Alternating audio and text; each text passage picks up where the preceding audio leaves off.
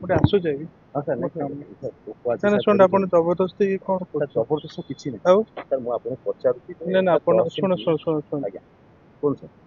ଯିବେ କଟକ ଜିଲ୍ଲା ବାରଙ୍ଗ ତହସିଲ ଦପ୍ତର। ଏଠି କ'ଣ ଚୌକି ସବୁ ଖାଲି? ବାବୁ ମାନେ କୁଆଡ଼େ ଗଲେ କି? ତହସିଲ ଅଫିସ ମାନେ କାମ ଜବର ଥବ, ହେଲେ କର୍ମଚାରୀଙ୍କର ନାହିଁ ଖବର। ହଁ, କର୍ମଚାରୀ ମାନଙ୍କର ନାମ ଫଳକ ମରା ହେଇଛି, ମାନେ ଫଳକ ଏଠି ଉପସ୍ଥାନ ପକାଉଛନ୍ତି। ହଉ, କର୍ମଚାରୀ କିନ୍ତୁ ନାହାନ୍ତି। ହେଇ ଜଣେ ଦୁଷିଲେଣି। ସାର୍ ଛିଡ଼ା ହେଇକି ଫାଇଲ ପତ୍ର ସଜାଡୁଛନ୍ତି, ଭରା କାମ। ଯାହା ହଉ, ଭଲ କଥା, ସାର୍ ସମୟାନୁବର୍ତ୍ତୀ ଲୋକ। ହେଇ ଭିତରକୁ ଦେଖୁନ, ଭିତରେ ଜଣେ ବାବୁ ବସିଛନ୍ତି। ସିଏ ବି ଠିକ୍ ସମୟରେ ଆସିଛନ୍ତି, ଭଲ କଥା। ଆଉ ଜଣେ ପୂଜା କରୁଛନ୍ତି, ମାନେ କାର୍ଯ୍ୟାରମ୍ଭ ହବ। କମ୍ପାନୀ 10ଟା ବେଳକୁ କର୍ମଚାରୀ ମାନେ ଆସିବା କଥା, ହେଲେ ଏଠି ଓଲମ ବିଲମ ଟିକେ ହଉ। ହେଇ ଏ ବାବଦରେ ଏ ବାବୁ କ'ଣ ପ୍ରତିକ୍ରିୟା ଦଉଛନ୍ତି ଟିକେ ଶୁଣ। ନା, ସାର୍ କିଛି କହିବାକୁ ଚାହୁଁନାହାନ୍ତି, କହୁଛନ୍ତି ସାର୍ ଆସିଲେ କହିବେ। ହେଇ ଅତିରିକ୍ତ ତହସିଲଦାର ସାର୍ ଆସିଗଲେଣି। ଆପଣ ଦେଖୁଛନ୍ତି ମୋ ଟାଇମ୍ 10ଟା 15 ମୁଁ 10ଟା 15ରୁ 5ଟା ବେଳକୁ ଯାଏ। ହଁ କହିଲେଣି, ତାଙ୍କର ଟାଇମ୍ 10ଟା 15। ଆପଣ ଦେଖୁଛନ୍ତି ମୋ ଟାଇମ୍ 10ଟା 15। ଏବେ ଆଉ ଜଣେ ମ୍ୟାଡମ ଭେଟ ପଡ଼ିଗଲେଣି, ତାଙ୍କର ଟାଇମ୍ କେତେ ଟିକେ ଜାଣିବା। ସେମିତି ଆଉ 10-15 ମିନିଟ୍ ତ ହବ ନା। ମ୍ୟାଡମ କହିଲେଣି 10-15 ମିନିଟ୍ ଏପଟ ସେପଟ ହବ।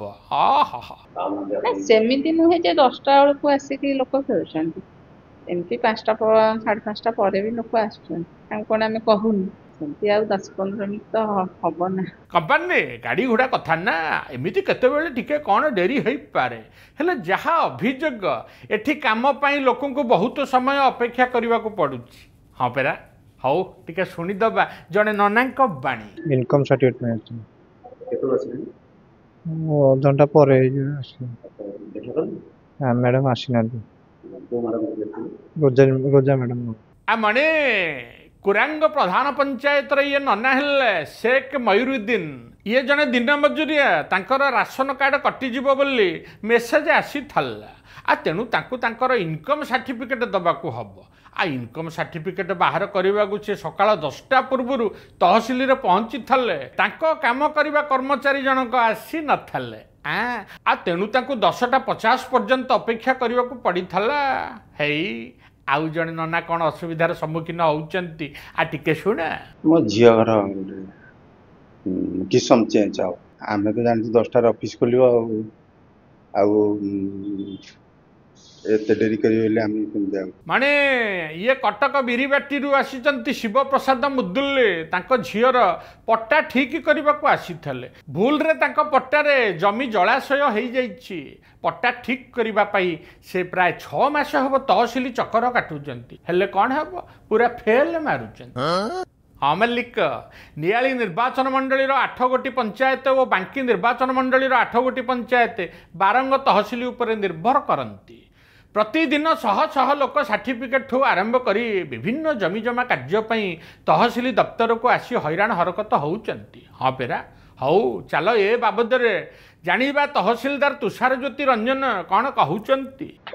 ଗୋଟେ ଆସୁଛି କି? ହଁ ସାର୍ ନାଇଁ ନା ନା ଶୁଣ ଆପଣ ଜବରଦସ୍ତି କଣ କରୁଛନ୍ତି? ଜବରଦସ୍ତ କିଛି ନାହିଁ। ଆଉ ସାର୍ ମୁଁ ଆପଣଙ୍କୁ ପଚାରୁଛି। ନା ନା ଆପଣ ଶୁଣ ଶୁଣ ଶୁଣ ଶୁଣ ଆଜ୍ଞା କୁହନ୍ତୁ ସାର୍। ସାର୍ ପଚାରିପାରିବେନି ସାର୍, ତହସିଲଦାର ଆପଣଙ୍କୁ ପଚାରିପାରିବେନି ସାର୍? କେହି ସାର୍ ଷ୍ଟାଫ୍ ଆସୁନାହାନ୍ତି, ଲୋକ ସାର୍ ଫେରିକି ଯାଉଛନ୍ତି, ଅପେକ୍ଷା କରୁଛନ୍ତି ସାର୍ 10ଟା ବେଳୁ ଆସିକି। ସାର୍ ନା, ସାର୍ କିଛି ପ୍ରତିକ୍ରିୟା ଦେବାକୁ ଚାହୁଁନାହାନ୍ତି। ସାର୍ ଟିକେ କ'ଣ କୁହନ୍ତୁ? ଅଛନ୍ତି ଷ୍ଟାଫ୍ ଅଛନ୍ତି ସେଇଠି। ଆର୍ଆଇ ନେଇ ସାର୍, ଆପଣ ତହସିଲ ଷ୍ଟାଫ୍ ଦେଖନ୍ତୁ ସାର୍। ଓହୋ, ଆର୍ଆଇ ଓ ଅନ୍ୟମାନଙ୍କ ମତ ନେବାକୁ କହୁଛନ୍ତି। ସାର୍ ଲୋକ ସାର୍ ଆସିକି ସାର୍ଟିଫିକେଟ୍ ପାଇଁ ସାର୍ ଫେରୁଛନ୍ତି ସାର୍।